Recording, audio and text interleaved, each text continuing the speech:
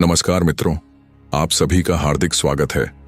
आज हम एक अत्यंत प्रेरणादायक कथा पर विचार करेंगे जो आपकी जीवन शैली को परिवर्तित कर सकती है। चाणक्य कहते हैं, दुष्ट बनो तभी लोग आदर करेंगे। यह सुनकर चंद्रगुप्त स्तब्ध रह गए और बोले, गुरुजी, आप यह क्या कह रहे हैं? दुष्ट बनो तभी आदर करेंगे, यह कैसी बात हुई? चाणक्य ने कहा, यह सत्य है जो इस सिद्धांत को नहीं समझ पाते। वे पूर्ण जीवन यह सोचते रहते हैं कि लोग उनकी प्रतिष्ठा करें, लेकिन वास्तविकता यह है कि तुम्हें अपनी प्रतिष्ठा के लिए स्वयं को सशक्त बनाना होगा। प्रतिष्ठा मांगी नहीं, अर्जित की जाती है। जैसे तुम कहोगे, मुझे आदर दो, मेरी प्रतिष्ठा करो, कोई तुम्हें नहीं देगा। तुम्हें अपने कार्यों से यह अपनी अर्जित करनी पड़ेगी। फिर चाणक्य ने कहा, मैं तुम्हें एक कथा सुनाता हूं।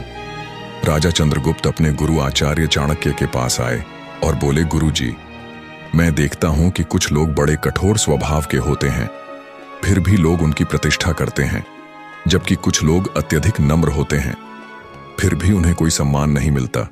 ऐसा क्यों? क्या नम्रता का कोई मूल्य नहीं है? चाणक्य ने मुस्कुराते हुए कहा, राजन, यही तो जगत का नियम है। जो व्यक्ति अपनी मर्यादाओं का ध्यान नहीं रखते और अपने स्वाभिमान की रक्षा नहीं करते, उन्हें समाज में सम्मान नहीं मिलता। आओ, मैं तुम्हें एक कथा सुनाता हूं जो इस सत्य को स्पष्ट कर देगी। बहुत समय पहले की बात है। एक घने वन में एक संत रहा करते थे। वे अत्यंत शांत और दयालु थे। उनका आश्रम वन के किनारे स्थित था, जहां कई शिष्य शिक्षा ग्रहण करने आया करते थे। वे अपने ज्ञान और सद्गुणों के लिए प्रसिद्ध थे। उनके आश्रम के पास ही एक विशाल और जहरीला नाग भी रहता था। वह नाग बहुत ही खतरनाक था। उसके विष की एक बूंद ही किसी को भी मार सकती थी। वह वन के लोगों और आश्रम के शिष्यों को देखकर फुफकारता और कई बार उन्हें डसने का प्रयास करता। इस कारण सभी लोग उससे डरते थे और उसकी जगह का सम्मान करते थे। एक दिन संत ने उस नाग को देखा और उससे कहा, पुत्र, तुम अनावश्यक रूप से लोगों को डराते हो और उन्हें हानि पहुंचाते हो। यह उचित नहीं है। हिंसा किसी समस्या का समाधान नहीं है। यदि तुम दूसरों को नुकसान पहुंचाओगे तो अंततः तुम्हारा ही नुकसान होगा। इसीलिए मैं तुम्हें श्राप देता हूं कि यदि तुमने आज के बाद किसी को डसा तो तुम्हारी मृत्यु निश्चित हो जाएगी। संत की बात सुनकर नाग डर गया। वह अब किसी को डसता नहीं था। धीरे धीरे यह खबर पूरे गांव और वन में फैल गई कि नाग अब जहरीला नहीं रहा और वह किसी को नुकसान नहीं पहुंचाएगा। धीरे धीरे लोगों का उससे डर समाप्त हो गया। अब बच्चे उसके पास जाने लगे, उसे छेड़ने लगे, उसे पत्थर मारने लगे, उसकी पूंछ पकड़कर घसीटने लगे। कोई उसकी पूंछ पर पैर रख देता तो कोई उसे उठाकर इधर उधर फेंक देता। पहले जो नाग वन में सबसे अधिक खतरनाक माना जाता था, अब वह मजाक का पात्र बन चुका था। कुछ ही दिनों में उसकी दशा अत्यंत दयनीय हो गई। उसके शरीर पर घाव हो गए, उसकी चमक फीकी पड़ गई और उसकी आंखों में आंसू भर आए। अब वह एक कोने में जाकर छिप जाता ताकि लोग उसे और कष्ट ना दें। कुछ समय बाद संत उस रास्ते से गुजरे और उन्होंने देखा कि नाग अत्यंत दुर्बल और कष्ट में पड़ा हुआ है। उन्होंने पूछा, पुत्र, तुम्हारी यह हालत कैसे हुई? तुम तो वन के सबसे ताकतवर जीव थे, फिर यह दशा कैसे हुई? नाग रोते हुए बोला, गुरुजी, आपने मुझे श्राप दिया था कि मैं किसी को डस नहीं सकता। इस कारण मैंने किसी को नुकसान नहीं पहुंचाया। अब सभी लोग मुझसे डरना छोड़ चुके हैं। बच्चे मुझे प्रताड़ित करते हैं, लोग मुझ पर हंसते हैं। मेरा कोई सम्मान नहीं बचा। क्या अहिंसा और दयालुता का यही परिणाम होता है? संत ने नाग को स्नेहपूर्वक देखा और बोले, पुत्र, मैंने तुम्हें डसने से मना किया था, परंतु यह कब कहा कि तुम अपनी शक्ति का प्रदर्शन भी नहीं कर सकते? क्या मैंने तुम्हें यह कहा था कि तुम फुफकार भी ना भरो? तुम मूर्ख थे जो बिना सोचे समझे हर किसी को सहन करने लगे। तुम्हें लोगों को काटने की जरूरत नहीं थी, लेकिन तुम्हारी फुफकार भी उन्हें डराने के लिए काफी थी। तुम्हारी एक गर्जना ही उन्हें दूर रखने के लिए पर्याप्त थी। यदि तुमने अपनी शक्ति का प्रदर्शन किया होता तो कोई तुम्हें इस प्रकार प्रताड़ित नहीं करता। याद रखो, जगत में सम्मान उसी को मिलता है जो अपने स्वाभिमान की रक्षा करना जानता है। यदि तुम अपनी ही रक्षा नहीं कर सकते तो कोई तुम्हारा सम्मान नहीं करेगा। इतना कहकर चाणक्य चुप हो गए। चंद्रगुप्त ने उनकी बात को ध्यान से सुना और कहा, गुरुजी, इसका तात्पर्य यह हुआ कि अत्यधिक नम्रता भी हानिकारक हो सकती है। हमें अपनी शक्ति का प्रदर्शन करना आना चाहिए, अन्यथा लोग हमें कमजोर समझ लेंगे और हमें कुचल देंगे। चाणक्य मुस्कुराए और बोले, सही कहा राजन, यह जगत शक्ति और बुद्धिमत्ता का संतुलन मांगता है। जो लोग अत्यधिक नम्र होते हैं वे कई बार सम्मान खो बैठते हैं, इसीलिए शक्ति का संतुलित उपयोग करो।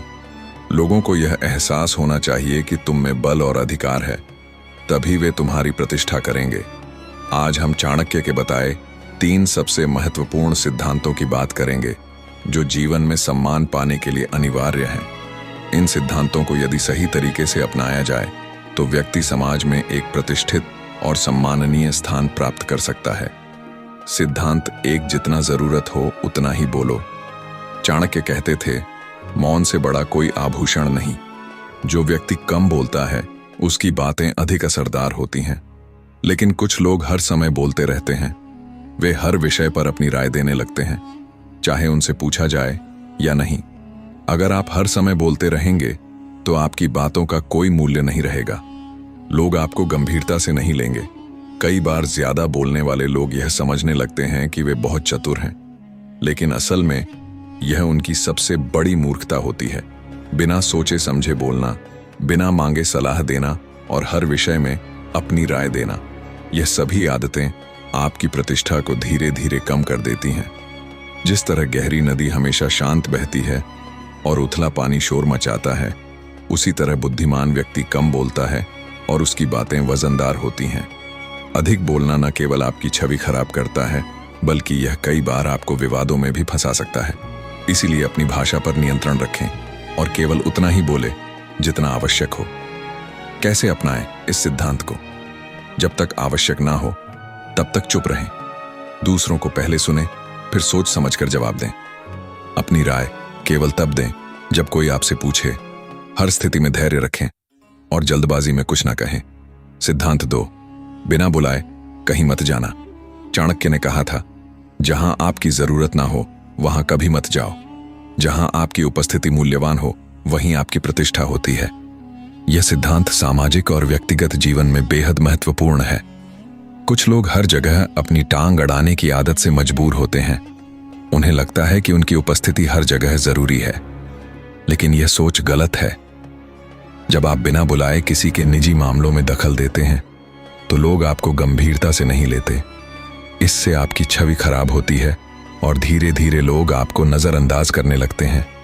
हाँ, अपवाद भी होते हैं। किसी की मृत्यु पर या किसी के बेटे की शादी में बिना बुलाए जाना बुरा नहीं माना जाता, लेकिन सामान्य परिस्थितियों में बिना बुलाए जाना या जबरदस्ती किसी के मामलों में घुसना आपको सम्मानहीन बना सकता है।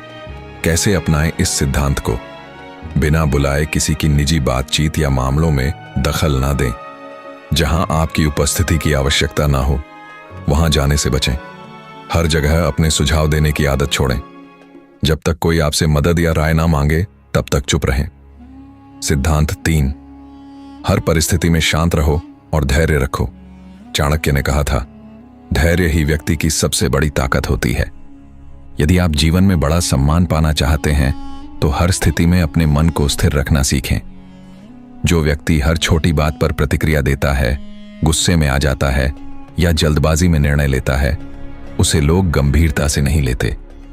ध्यान दीजिए कि समाज में वे ही लोग सम्मान पाते हैं जो हर स्थिति में धैर्य रखते हैं।